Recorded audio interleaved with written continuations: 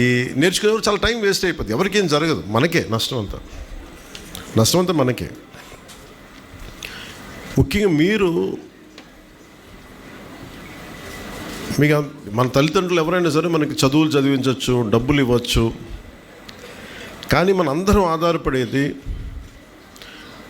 నీరు, శుద్ధమైన గాలి, స్వచ్ఛమైన గాలి, కనీసం కలుషితం లేని పరిసరాలు, ఇవి కనీసం మనకి.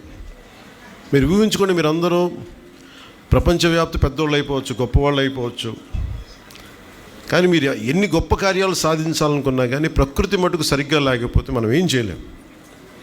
సో పర్యావరణం అనేది చాలా కీలకం. అలాంటి పర్యావరణానికి మూలాధారం మనకి కనీసం ఉండే వృక్షాలు, చిన్న మొక్కలు. ఒకసారి నేను ఇప్పుడు సౌత్ ఆఫ్రికాలో ఒక ప్రాంతానికి వెళ్ళినప్పుడు నాతో పాటు వచ్చిన డ్రైవర్ ఎక్కడో ఒక చాలా బీడు భూమి, అంటే అసలు ఎడారంటే ఎడారు, ఇక్కడ చిన్న ఇంతంత మొక్క తప్ప ఏమి ఉండదు అక్కడ. ఆ డ్రైవర్ ఎలా పడితే అలా పని చేస్తుంటే దాన్ని కన్జర్వ్ చేసే ఒక కన్జర్వేషనిస్ట్ ఒక ఆవిడ వెంటనే అలా పోనీకి చెప్పిన దారిలో నిల్లంది.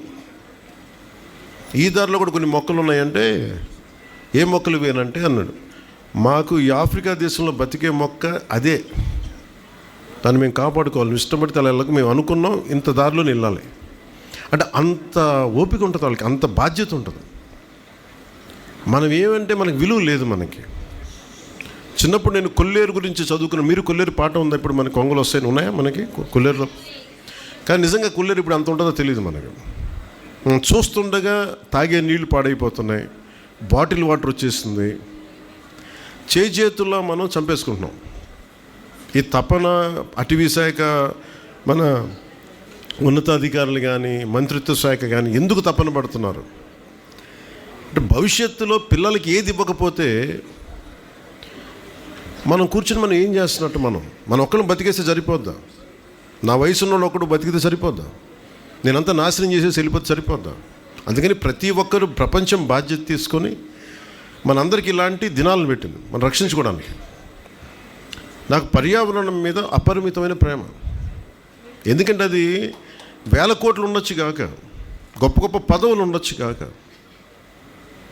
కానీ పదవులు కూడా ఏమీ చేయలేవు, ప్రకృతిని సృష్టించలేవు. డబ్బు నోట్లు ముద్రించగలమేమో కానీ ఒక చెట్టుని చేత్తో సృష్టించలేము. ఆ విలువ మనకే తెలియాలి. అలాగే ఒక జీవం చంపేయడం అనక,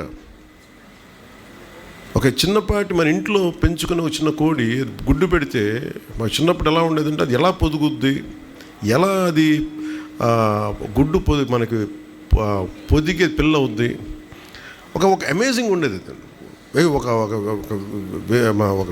ఒక అద్భుతంలాగా మీరు ఊహించుకోండి. ఇవన్నీ అద్భుతాలంటే పెద్ద పెద్దవి కాదు, చాలా చిన్నవి మనం చూడగలిగితే.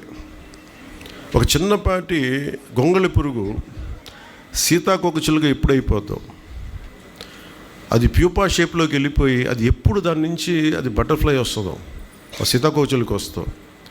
సీతాకోక చిలుక రంగులు, ఇక్కడున్న ఈ మొక్కలు, ఏ పెయింటర్ వేయగలడు ఇక్కడ, ఏ రవివర్మ వేయగలడు ఈ పూల తాలూకు రంగులు. మీరు ఇది సహజంగా ప్రకృతి మనకు అందిస్తుంది. దాన్ని మనం చేయాల్సింది ఏం చేయగల, రక్షించుకోవడమే.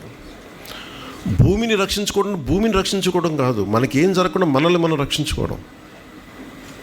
అలాగే ఉదాహరణకి మీరు టైగర్ రిజర్వ్ ఉంది మనకి, నాగార్జున సాగర్ టైగర్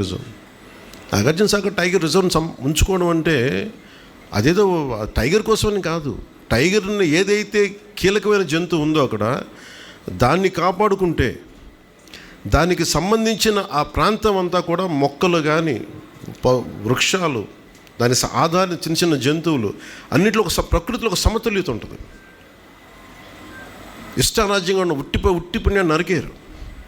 ఉత్తి పుణ్యాన్ని పులి మనుషుల్లాగా ఆకలిస్తే, ఆకలి ఉన్నా లేకపోయినా చంపేది. దాన్ని ఆకలిస్తే ఎంత కావాలో అంతే తీసుకుంటాం. అది మృగం తాలూకు ధర్మం. కానీ మన అందరికీ ఏంటి, అవసరం ఉన్నా లేకపోయినా, ఇప్పుడు మేమేం చేసి చిన్నప్పుడు అవసరం ఉన్నా నేను నేర్చుకున్నాను, అవసరం ఉన్నా లేకపోయినా ఈ మొక్కలు అంటే పీకుతాం. ఎందుకు పీకుతాం మనకే తెలియదు. అంటే అంత అనాలోచితంగా బతుకుతాం మనం, ఆలోచన లేకుండా బతుకుతాం. ఈ బాధ్యత మనం తెలుసుకొని మా తపనల్లా నేను ప్రభుత్వంలో ఉండొచ్చు ఉండకపోవచ్చు, ఇవన్నీ ఇష్యూస్ కాదు. ప్రకృతిని కాపాడుకోకపోతే మనం బతకలేం.